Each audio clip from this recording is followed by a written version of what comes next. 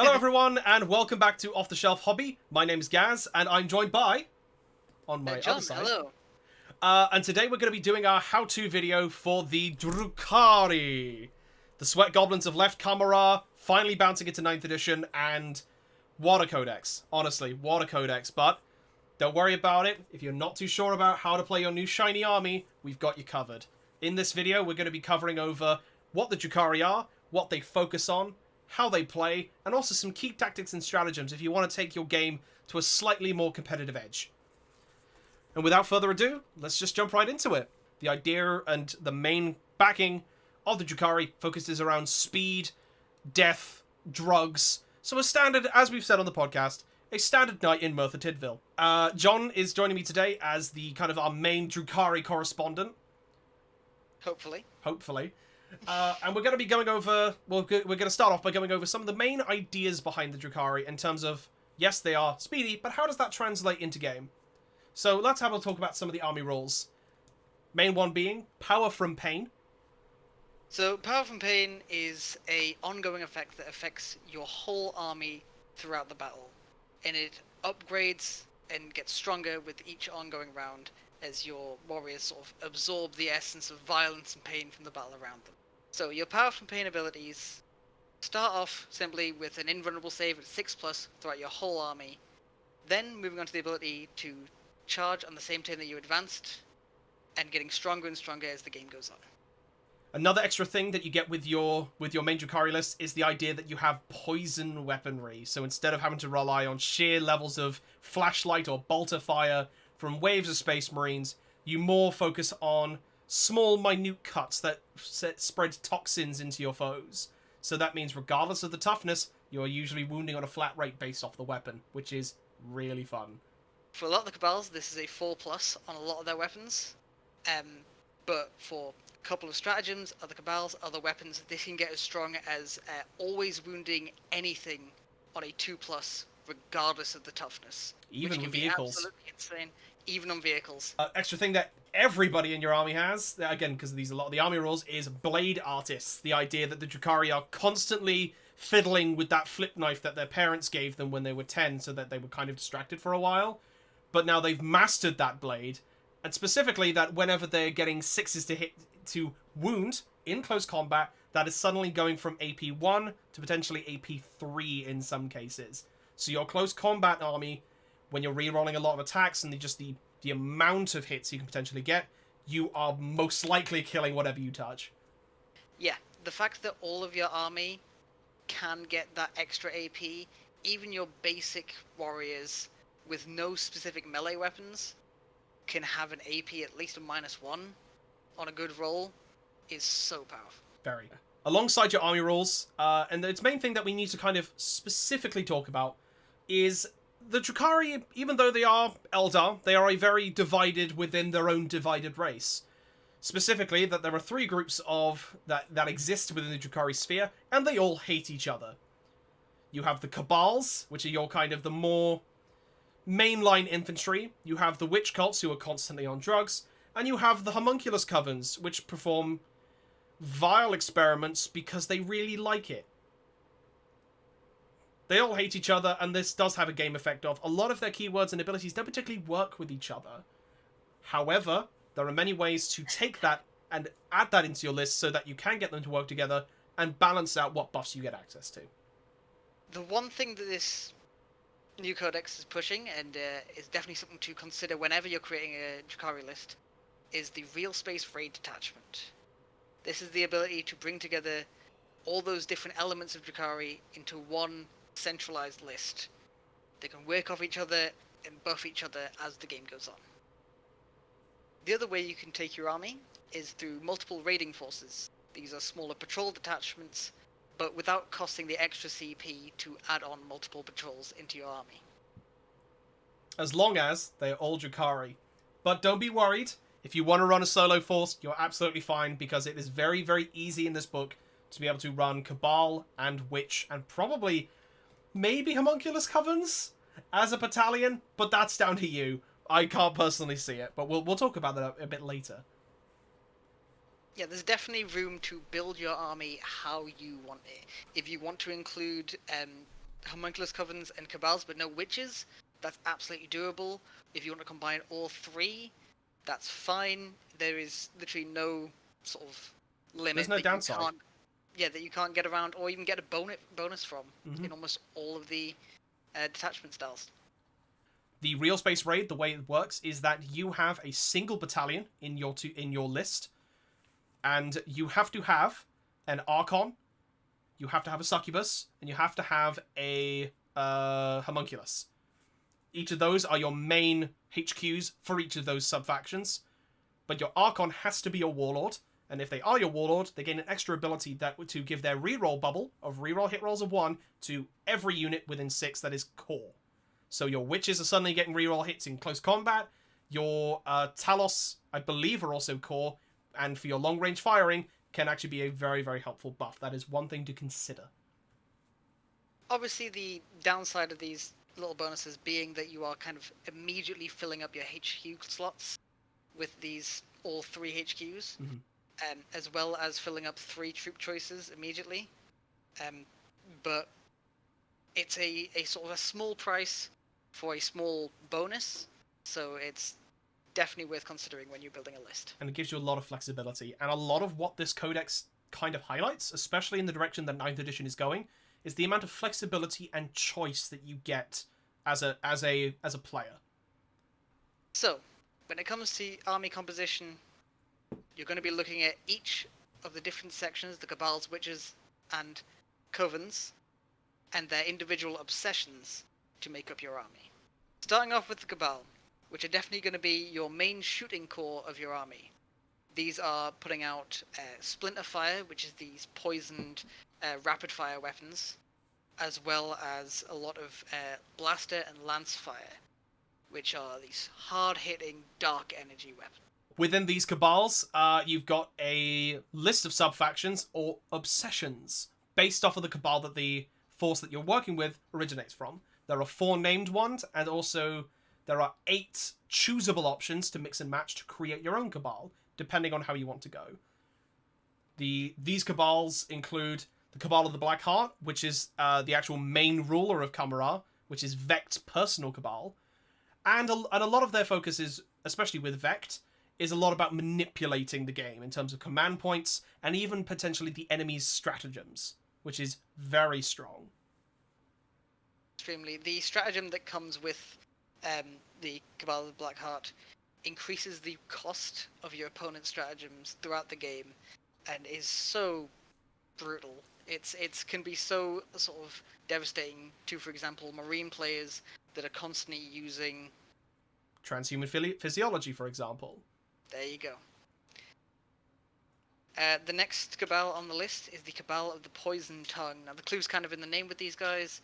The thing that they really focus on is those poison weapons that are spread all throughout your army. The main ability of them being that all of your poison weapons get a little bit stronger. So anything that is a 4+ goes to a 3+, anything 3+ to a 2+, and so on. Very scary, depending as well on the amount of weight of fire you can get out of a lot of your poison weapons. Can be very interesting when you start wounding vehicles based off of their stratagem, and high-value targets being things like Terminators, Blade Guard Veterans, Thunderwolf Cavalry, etc., and wounding them flat on 2s regardless of strength. And definitely the units that benefit the most from this are your standard warriors, which end up being a very cheap, per model, with hitting on 3s and wounding on 3s onto everything. It can be so nuts. Weight of fire is nothing to be sniffed at. Absolutely not. Following on from that, we've got the Cabal of the Obsidian Rose, which is one of the stronger Cabals out of the 4, which allows you to just re-roll a wound roll. Each unit gets access to 1 per shooting phase. So it's very similar to the Orc style of what are they called? Death Skulls. The Death Skulls, thank you.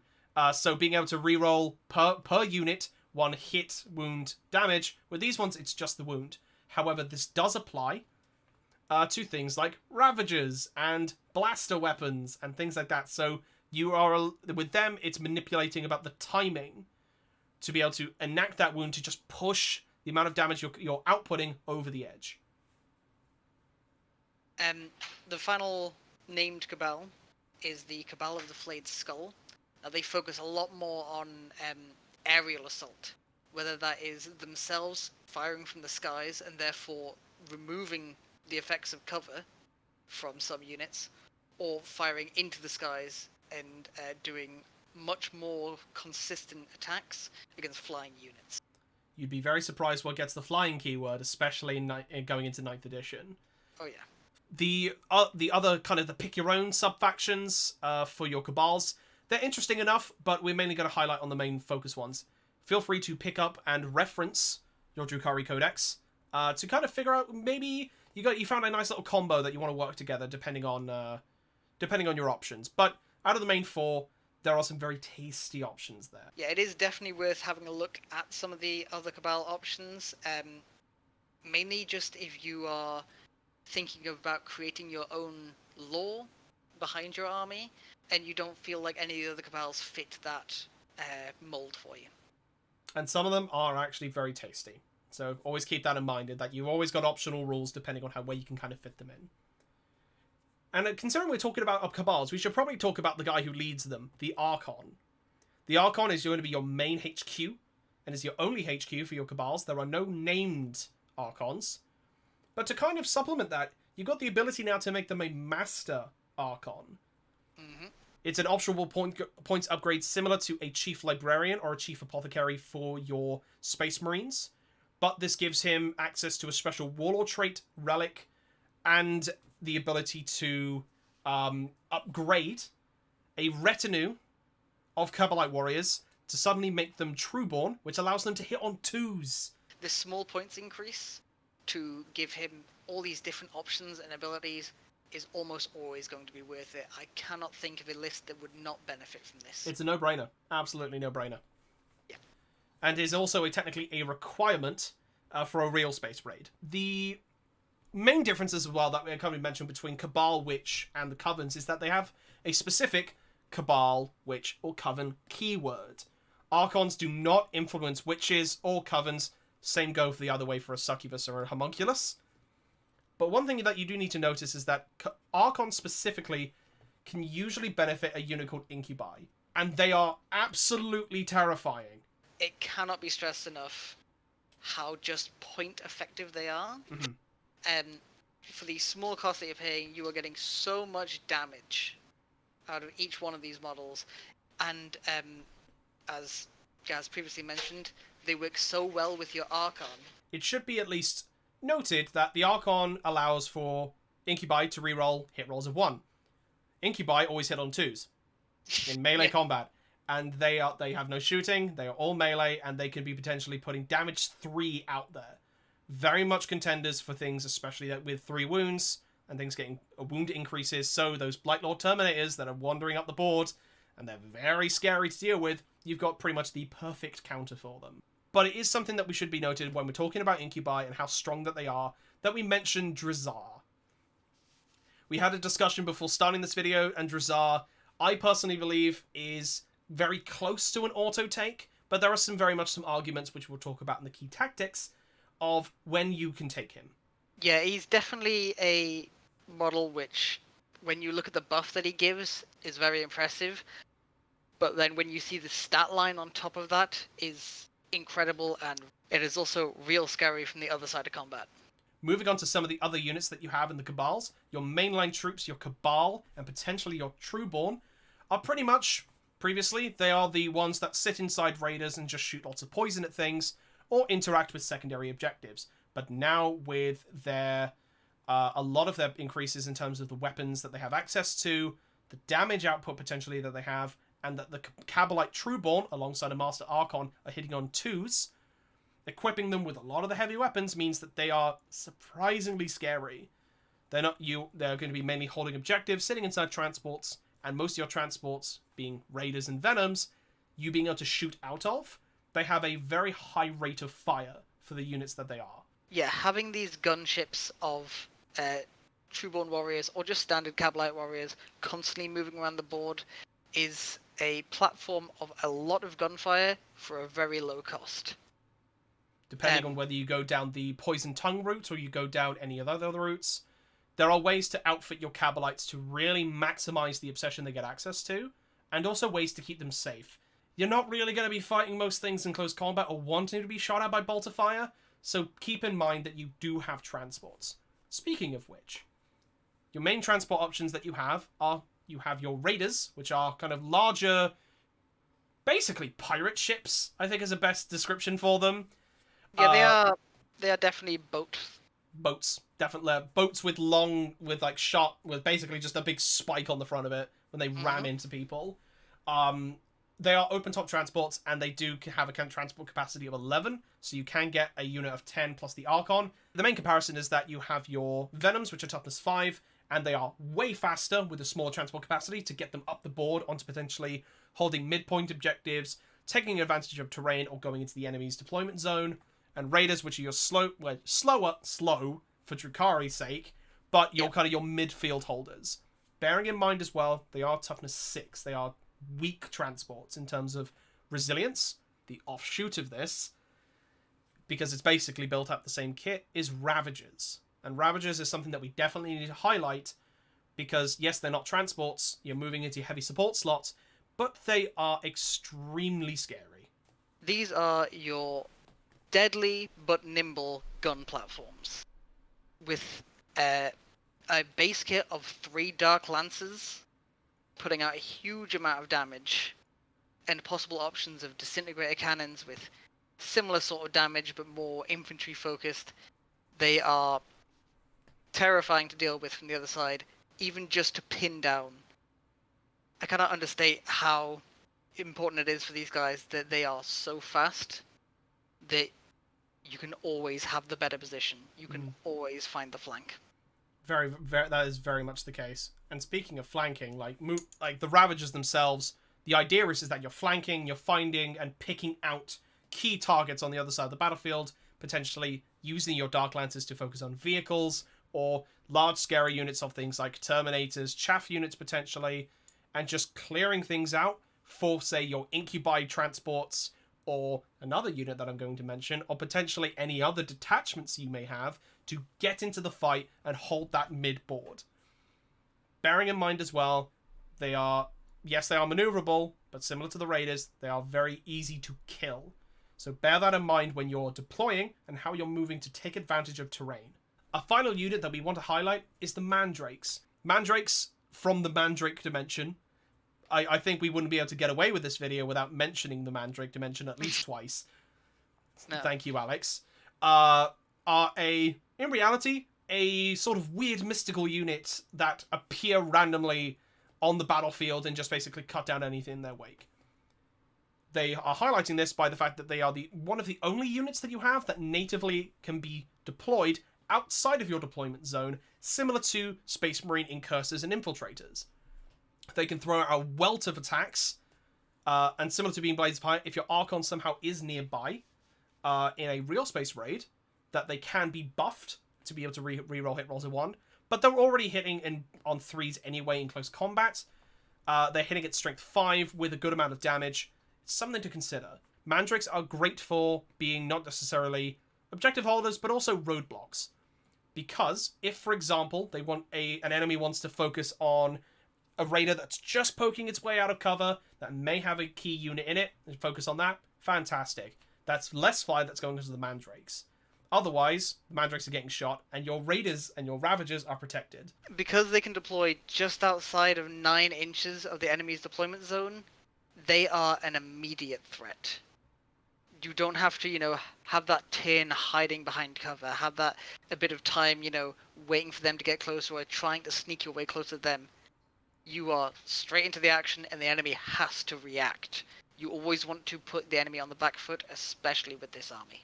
Now we're going to kind of highlight specifically with Cabal just a couple of key stratagems to keep in mind when thinking about Cabal and thinking about what units you can take. I think the most important stratagems to mention are potent metallotoxins. It's hard to say, isn't it? And never stationary. Now, for the toxins, which is what I'm going to be shortening to from now on, is a simple but incredibly effective stratagem that just means your poison weapons work on vehicles. The other stratagem, never stationary, means that any units that have the fly keyword, this includes all of your transports and your Ravages, can move 7 inches after shooting. This is such a powerful stratagem for Ravages that you're probably going to be using almost every turn to pop out of cover, unleash a full volley of fire, and get straight back in there. Mm-hmm. That closes out for the Cabals, and now we're going to start having a look at the Witch Cult. The Witch Cult themselves are priding themselves on getting into close combat and enjoying the feeling of murder. I think it's probably, especially in the fluff, that's kind of how it's described. And a lot of this is done by the fact that they would drug themselves out of their mind so they don't really have to care, or at least to give them that little bit of edge when attacking their foe. This is then shown by using the combat drugs ability, which covers all of the Witch Cult. Combat drugs are a specific ability that applies to Witch Cult that allows you to either roll or choose, depending on choice, an ability that stacks on top of your Witch Cult units. This includes gaining extra attacks on the charge to plus strength, plus toughness, and a menagerie of things. The witches, like the Cabals, are also broken down into obsessions. The main ones that we're going to talk about, again, the 3 named obsessions, starting off with the Cult of Strife. This, similar to the Black Heart, is kind of the biggest, probably, is the best comparison. Yes, definitely the cult that gets the most lore and gets the most focus. Cult of Strife focus on attacking first and attacking hard, and using their stratagem to either shoot or fight again, depending on which phase you want to use it in. With the Cult of Strife, you do get access to the named character of Lilith, who does count as a master succubus, which we'll get onto in a bit. And in herself, she is an incredibly powerful character, putting out an incredible number of attacks and just generally being a menace to your opponent for the whole match. Absolutely. Next on the list is the Cult of the Cursed Blade. Their obsession is based on only the strong surviving. This means that literally every model that is in this cult has +1 strength. For a lot of your units, for example the witches being at strength 3, going up to strength 4 can make all the difference in close combat. Especially with their weapons that can give them +1 strength. That means you're wounding Space Marines on 3s. Well, at least Space Marines. We don't want to talk about Blade Guard.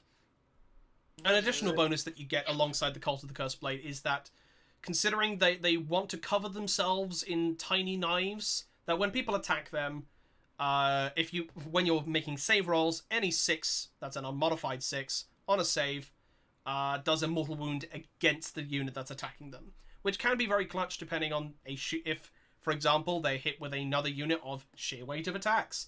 You can surprisingly take out maybe 1 to 2 Space Marines attacking you, or even a large amount of a horde. Yeah, this against for example, a horde of Tyranids or Orcs could do a surprising weight of wounds. The stratagem, the Cult of the Cursed Blade, is a bit more defensive. When one of your units is getting charged, up to 5 of your models can use their grenades instead of their standard pistols or guns in Overwatch. Last one we got is the Cult of the Red Grief. And these guys are specifically just wanting to be as fast as humanly possible. Well, Eldarily possible. Is that a word? That's a new word now I've made up. We're making it. Specifically because any witch units with this obsession can re-roll their charge rolls. Just flat. It's here we go all over again. They just get a re-roll, and they are +2 to their advance rolls. So those witches are suddenly getting a lot faster and moving up the board quicker.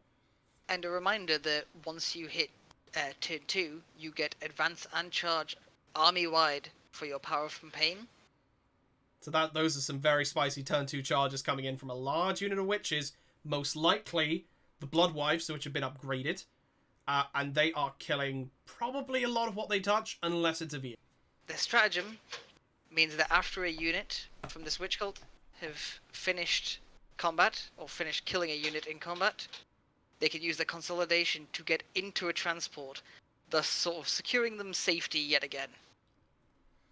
It's great, especially because you can just manipulate the board state very easily, which means, a unit appears, does exactly what they need to do, and then just disappears, and that means that they have to chew through a transport, venom, raider, whatever, before they get to take revenge on the unit that's probably just wiped out a good set of Marines or taken objective off of them. Absolutely. Alongside that, similarly again, you can make custom witch cults. We're not really going to cover them here, but again, they are potentially interesting depending on the focus of what you want to go for.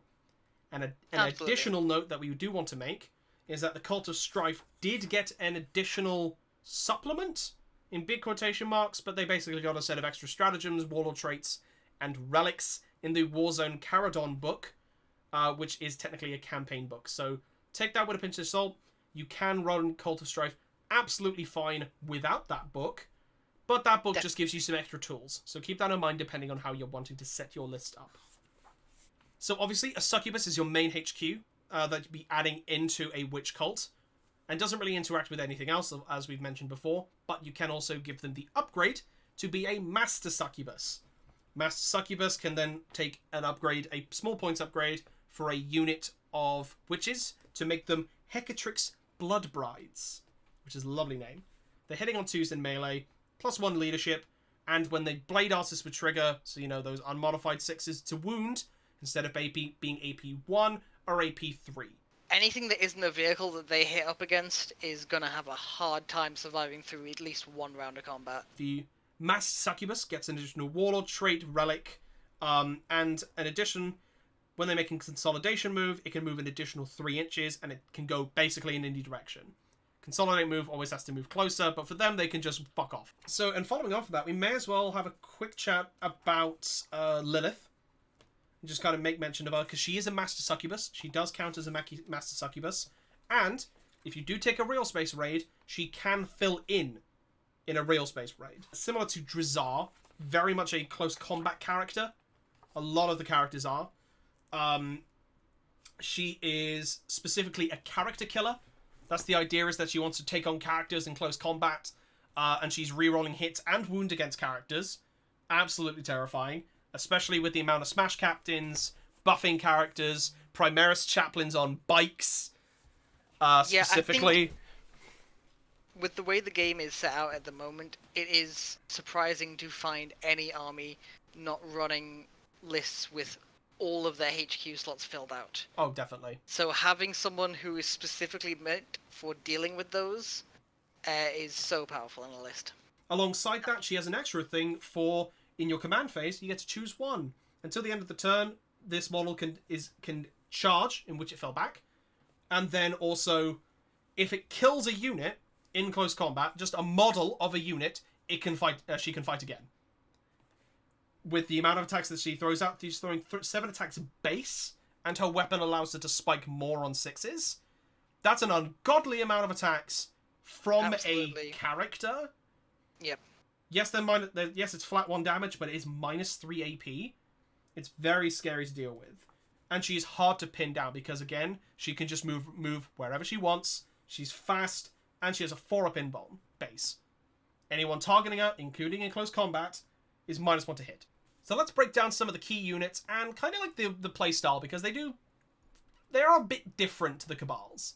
Specifically, you're focusing on close combat a lot. We've mentioned witches for the Blood Brides, but let's have a talk about witches more in depth. Witches are similar to your Cabalite warriors for Cabal. They are your ground troops for your witch cults. They can put out a ludicrous number of attacks, and considering they're a standard troop choice, they've got a lot of speed to them, along with the rest of the army. Great for picking up objectives, great for just getting on top of the enemy as quick as possible and really putting the hit in. The Reavers and Hellions are the jet bikes and jet boards that gain the witch cult keywords, so they get all the combat drugs, they get all the abilities, but they are faster and they are stronger. Definitely. With Hellions, basic close combat attacks doing 2 damage apiece. You can cut through marine equivalents at incredible speed. Your Reavers are moving fairly quick across the board. They can take heat lances and blasters, so they can build very fast anti-tank.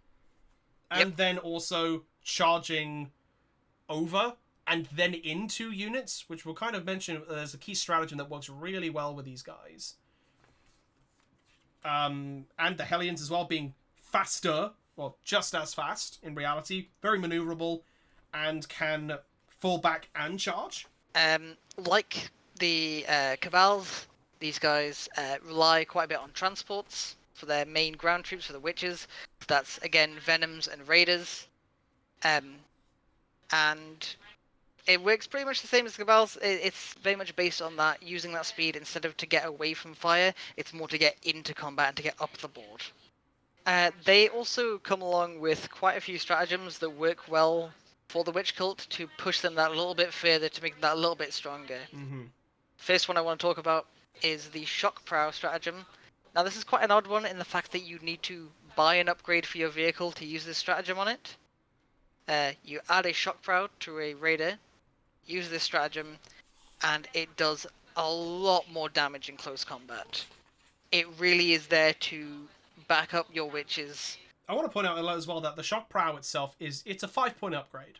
Similar to taking smoke launchers on a Rhino or a transport in Space Marine books or in Death Guard. You know, you spend 5 points, you gain access to a stratagem, and it's a very good stratagem to back up your Witches with, as John just said. Yep. Next on from that is the Hyperstim Backlash. This takes those combat drugs that we talked about earlier and amps them up. It's whatever drug you rolled for, whatever drug you chose, double it. That's just pretty simple. This is all it is. Which, just getting more bang for your buck, it's always worth it. One of the sort of sneakier combos that you can come up with, which is definitely a way to play this army, is the combination of Screaming Jets and Murderous Descent. Screaming Jets is a stratagem you use to remove a Raider from the board with a unit of Witches in, and then redeploy it in your reinforcements the next turn. Obviously, outside a 9 from your opponent. If you pair this with Murderous Descent, your Witches can, after the descent, immediately get out that turn, and hopefully charge an enemy unit. The final stratagem we want to talk about is Eviscerating Flyby. See, I never thought of this, and John pointed this out to me, and I think it's very kind of cheeky. It's a cheeky stratagem. This is one that works with your Hellions or your Reavers. When they pass over an enemy unit, you get to roll a dice to try and do a mortal wound for each model in your squad that passes over. Now, if this is against infantry, that's on a 4+. Mm-hmm. And only costs 1 CP for a unit that is 5 or less models. However, is it 2 CP for if it's more model? Yeah, if it's more than 5, it's 2 CP. But that, you know, considering you can cap Reavers weirdly at 12? Yeah. Well, you can also cap Hellions at 20. Yeah. So, with a capped unit of Hellions, at 20 Hellions, heading over an enemy unit of infantry, each of them rolling a dice, hoping to get a 4+. On average, that's 10 mortal wounds. And then you just charge what's left. For 2 CP, that's very ludicrous. Very worth. Last but not least, let's have a chat about the Covens, the Elephant Men, and their masterful creators of the Drukhari. The dark scientists, the basement dwellers of the Camera. And we thought, I mean, to be fair, we thought Cabals and Witches, but they are the least liked out of all of them, which is pretty much saying a lot. Covens get a weird ability, considering the fact that they're constantly experimenting on themselves and everyone around them, that anyone in the Coven gets the Insensible to Pain ability, which is a 6-up Feel the Pain. The first Coven to talk about is the Prophets of Flesh. Now, this is Urian Rakarth's specific Coven. So if you want to take him in your list, this is the Coven you have to run. The obsession focuses on regaining wounds, that sort of toughness, meaning that they can keep going on throughout the battle. As well as that, they, whenever they are attacked by a weapon that has a strength of 8 or higher, they can only be wounded on a 4, 5, or 6. Very similar to the Transhuman Physiology stratagem, and most of the Death Wings benefit for their Terminators. It's kind of somewhat, what's the word? Not necessarily superficial, but anything that's like a big gun going into your unit of Talos, which are some now, like, potentially are slightly more vulnerable than they were before. It just gives them a little bit of extra survivability, which is very worth it. Their Stratagem focuses on getting your main sort of infantry units to be re-rolling hits in combat, provided you've got a homunculus with them. It's pretty simple, but it can be extremely powerful with those large units of Racks and Grotesques. It's 2 CP for Grotesques, but 1 CP for your normal infantry. And one thing I want to highlight specifically with the homunculus Covens is that their relic is very scary. Considering, you know, enemy units cannot fire Overwatch at the bearer, and at the start of the fight phase, you can select one enemy unit within 3 inches of the bearer. It is not eligible to fight until after all eligible units have gone this turn. You can't put this on Rakarth because he's a named character. You put this on a normal homunculus or master homunculus, get them into combat with a set of Grotesques, or even your melee-focused Talos or Kronos. Suddenly, whatever they're attacking is always fighting last. So you don't even have to worry about that unit. Can be very clutch and very strong. The next Coven to go over is the Dark Creed. Their obsession focuses on fear and terrifying your enemies. The Warlord trait that they have really benefits from this, is incredibly powerful, removing objective secured from enemy troops. Well, in addition to that, obviously they have a stratagem which, you know, for 2 CP, picking a homunculus core unit to shoot, or if you're using your Talos and you want to really focus on the gun side of the Talos, of the Talos unit, yes, it's 3 CP, but you get to shoot at a character. Can be very, very clutch, depending on how core a character can be to a list. There are some very specific, especially Death Guard, characters that are very hard to find and very hard to get rid of, but can very much benefit. Chief Apothecaries, who cares? You're gonna kill them. Yeah, absolutely. And the last one that we have is the Coven of the 12, the Butchers. These are the melee-focused Covens. The ones you're going to be taking with the melee-focused Talos and your Kronos, and really focusing on the large balls of Racks, is that when anyone with this obsession makes a melee attack, plus 1 AP, which is just flat out good. It is a strong option. And then it can also shoot with its ranged weapons while doing actions. There are some opportunities where, you know, you're doing an action, you can't do anything that turn.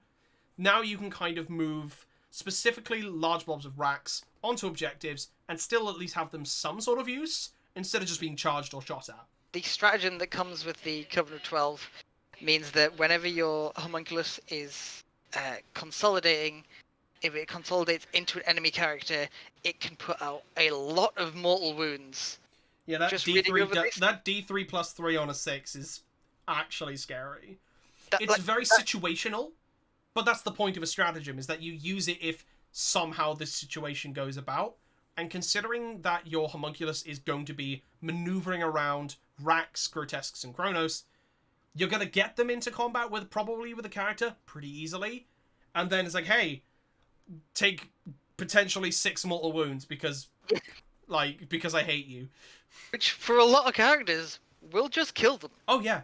So, as with the Witch Cults and the Cabals, you can take your own custom Coven, made out of a couple of given rules here. In addition, an extra thing, obviously, alongside the Witch Cult and obviously the Cabals, is you can get your Master Homunculus and then upgrade a unit of Racks. Yes, you can't take a 20-man blob of Racks with this special upgrade, you're limited to 10, but that is still a 10-man squad, most likely not dying straight away, hiding in a transport, and whenever they jump out, they'll kill whatever. Your Master Homunculus will get the ability to be able to, once per battle, just when he would die, he can just, on a 2-up, reappear somewhere else, because that wasn't actually him. He had a clone, because of course he had a clone. He gets D3 wounds back, he can disappear out of engagement range. So, say for example, a unit has wrapped him, he can still just bunny hop over them, reappear elsewhere with D3. And it is on a 2. It can sometimes go wrong. Yes, you can't re-roll it. But just as an ability you get for him being a Master Homunculus, It's really funny because you can leapfrog them into safer areas or surrounded by more units that they can benefit. Another unit of Rax that's about to start to slam into that charge. There's a lot of options to be able to benefit from that. Obviously, then they get the Relic and Warlord to go alongside that.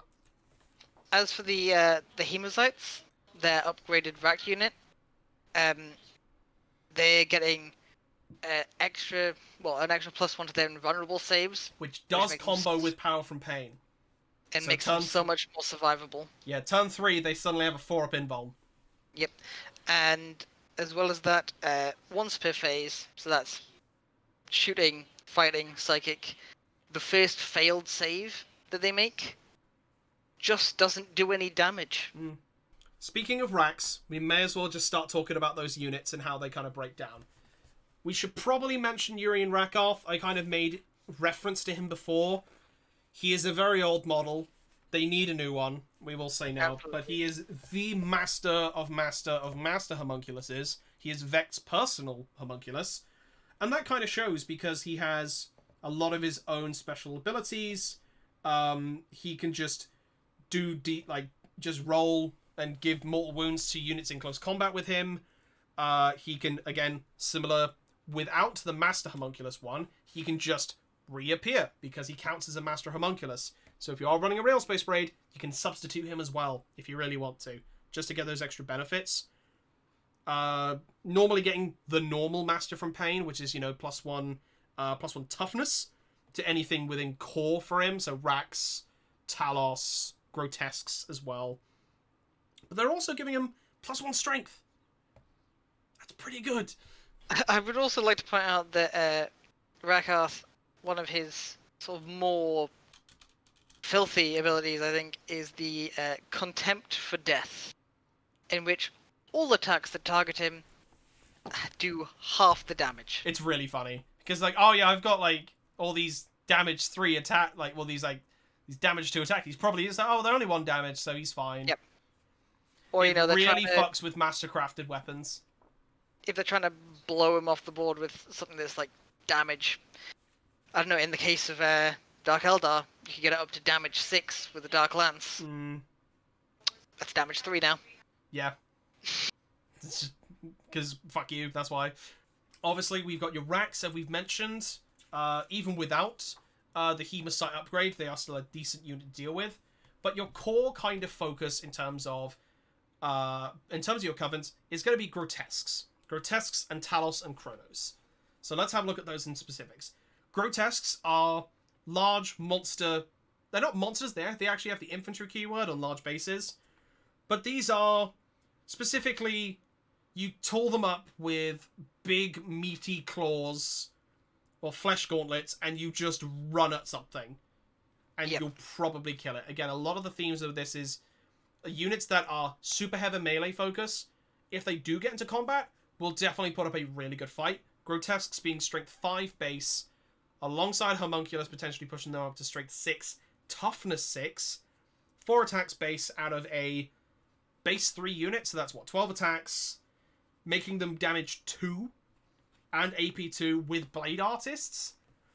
There's a lot to consider here in terms of the amount of damage, hard to save damage output. And not only that, it's hard to remove from the board, with the toughness going up to possibly 6 and 4 wounds. And then potentially higher invuln as well.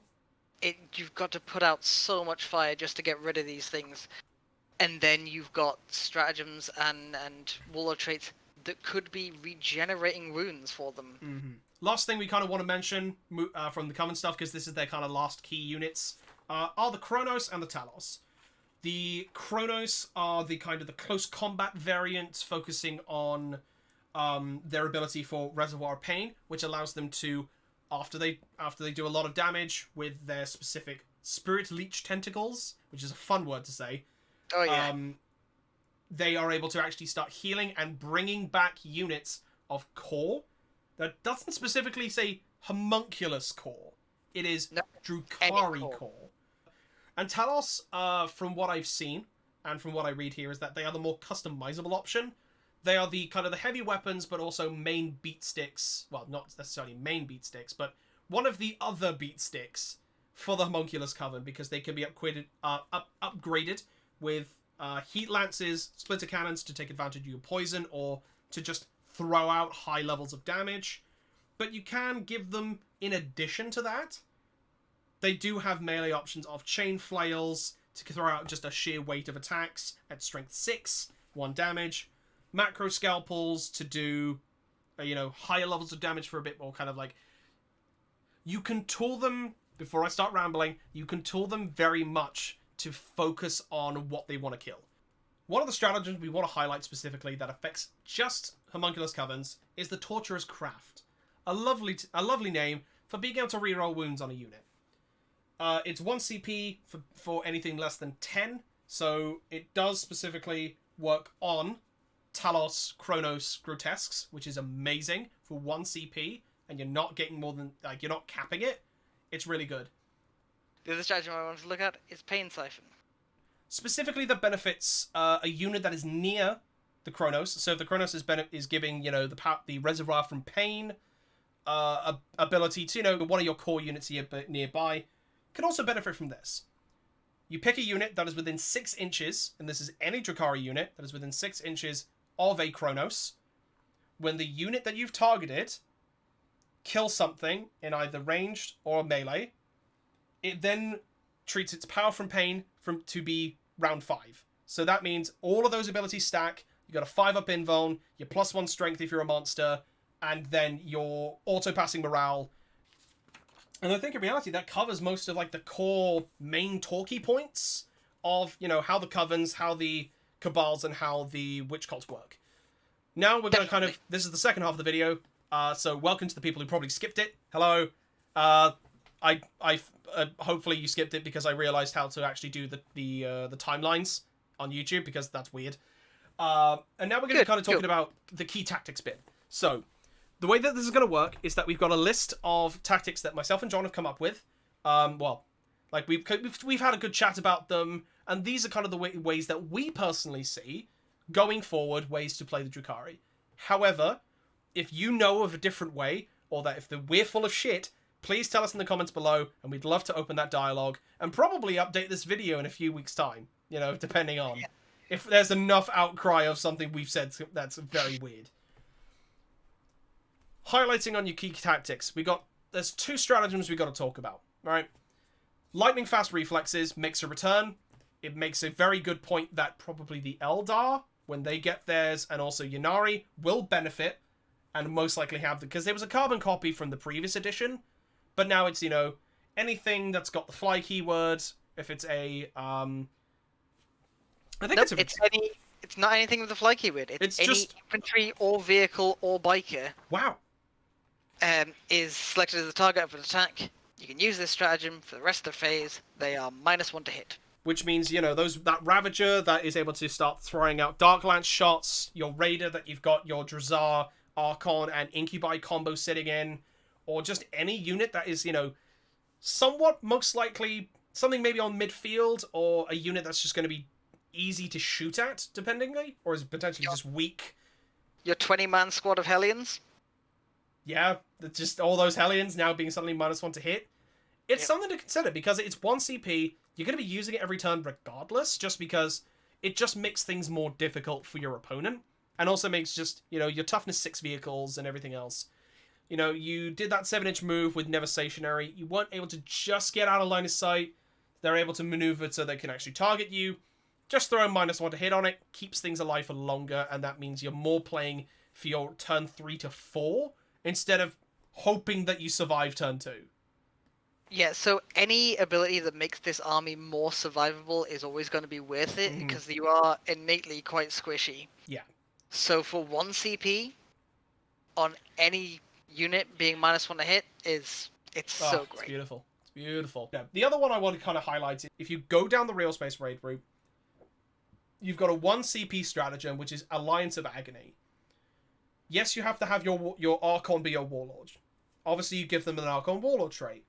For 1 CP, both of the other mandatory HQs you have can get Warlord traits. For 1 CP, that is 3 Warlord traits you get in a detachment. Space Marine players are having to spend upwards of potentially 4 CP to do the same thing. It's an absolute no-brainer.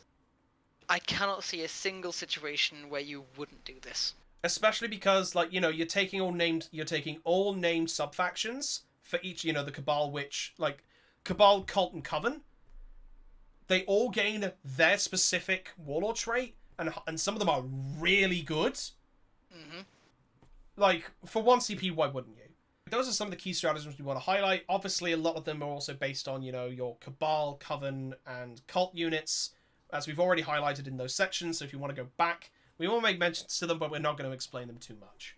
Yeah, so I think we should take a moment now to say that any strategies that we put forward, any ideas of how to play a list or how to play the army, can be so extraordinarily different to the way that you do it or the way that you see someone else do it, because this army has so many options. Warlord traits, stratagems, and just the tricks that you can kind of blend together are so endless. Well, not necessarily endless, but you've got so many options there. You know, you've got your Succubus, because you've actually added this here, the Blender Succubus, as you've dubbed it. So I put this in as a perfect example of how you can blend together your stratagems, warlord traits, and abilities to get some real nasty tricks out of this book. Take a Succubus, make her a Master Succubus, because why wouldn't you? Yep. Use the Tritic Whip, plus 3 attacks. Take the Quicksilver Warlord trait for plus 2 attacks. And then give them the Adrenalite Combat Drug for an extra attack. Because the Adrenalite's on the charge as well for the attack, isn't it? Yes, it is. So... But that gives you a total on the charge of 12 attacks. 2 plus to hit, 2 plus to wound, AP minus 3, and 2 damage each. I am yet to see anything that can withstand this. Oh, that's Seriously. fucking scary. And even more so, if you want to take this one step further, you can use the potent metallotoxins to use this against a vehicle. Oh no. Oh, so you're wounding a vehicle on 2 at AP 3, flat 2 damage on 12 attacks? At 2 damage. I never thought of this. That is scary. That's a potential 24 wounds. Oh, I love that. I love the idea of it. Now, of course, this is kind of an extreme exaggeration of how you can sort of ramp these all up. But it's possible. But you can do this all throughout this book. There's really no unit or model that is kind of exempt from these kind of nasty tricks that you can get away with. Cabal battalions with Ravages spam is a list that I've seen very recently. Tabletop Tactics did a great version of this list. He had Drazar, he had the Archon, or the Master Archon, big unit of Incubi, plus then Ravagers and Raiders everywhere. They managed to deal with what I think is one of the more competitive Death Guard lists of Defilers with Terminator spam. And that is scary. Because that was a rock list. That was a solid list that it was hard to chew through. And they just, turn 3, game was over.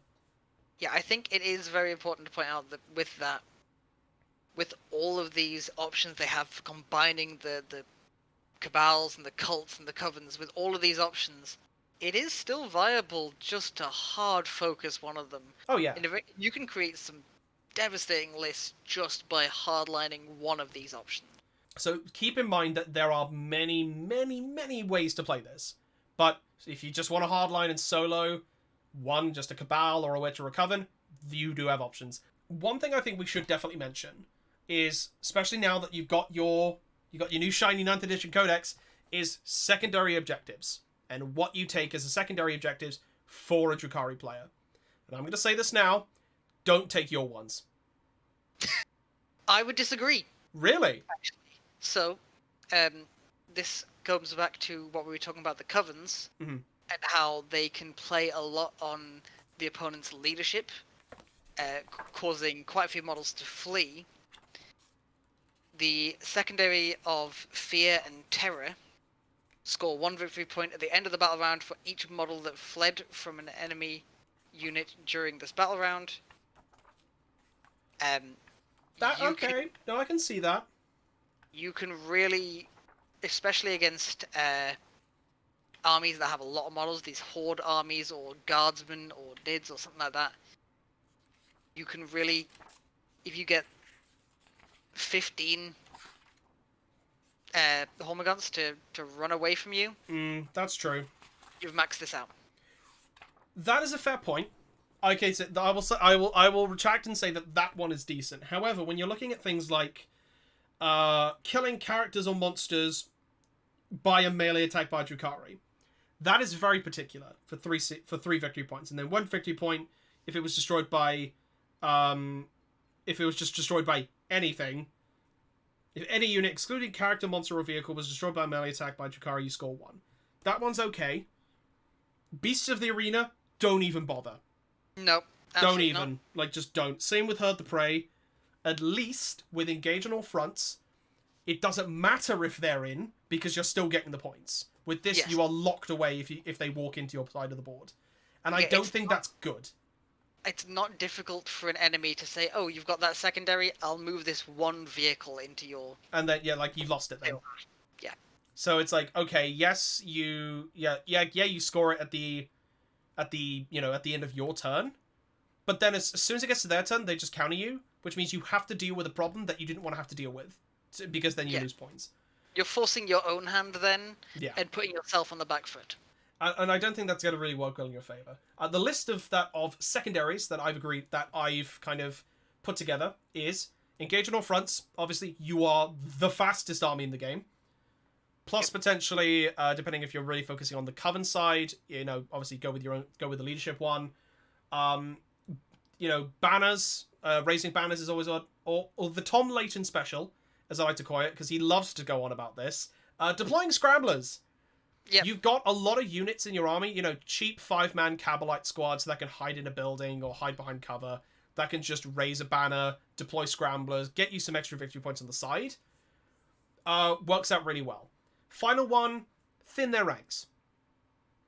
The amount of shots that you're putting out of this army with poison or with, your Ravages just blowing shit up with thin their ranks, it's very easy to score that. So think about when you're building your list about how can I get onto an objective, what am I going to try and score, and how am I going to be able to affect their army. Dark Lances, always a good option. Whether you have that Hellion spam, what you put into those Hellions, it's entirely up to you. But just think about your game plan ahead of time. And I don't think there's much else that we need to say about this book, John. What do you think? I think that pretty much covers it. That's everything from the different obsessions, the Cabals, the Covens, the cults. It's just fun to say it like that, Cabals, Covens, cults. Cabals, Covens, and cults. It covers all their secondaries, a lot of their stratagems, or at least the key ones that we think you're going to have to sort of focus in on.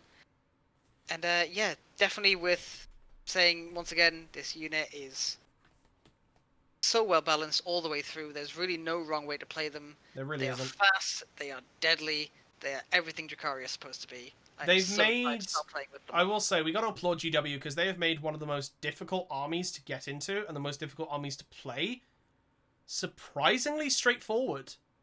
But I think on that note, we will call it here. So I would like to thank everybody for watching. Make sure to check down all the links in the description below. Follow our podcast on Spotify. We've got our normal socials of Twitter and Instagram.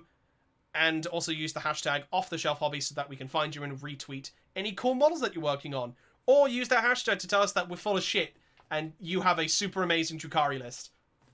Yep. We'd love to know. Honestly, we would. The discussion is always there. Below in the description, you'll find 2 army lists. One that John has made and the one that I have made. Potential that you can use as a template for how you build your own lists. Or, say that we're definitely wrong and say that it's like, hey, I've got a better one, and we go from there. Oh, please, tear us apart. I want to see what you've got. Absolutely. Prove us wrong. Do it, coward. Alright, thank you so much, guys. Right, we'll see you next time. Cheer up.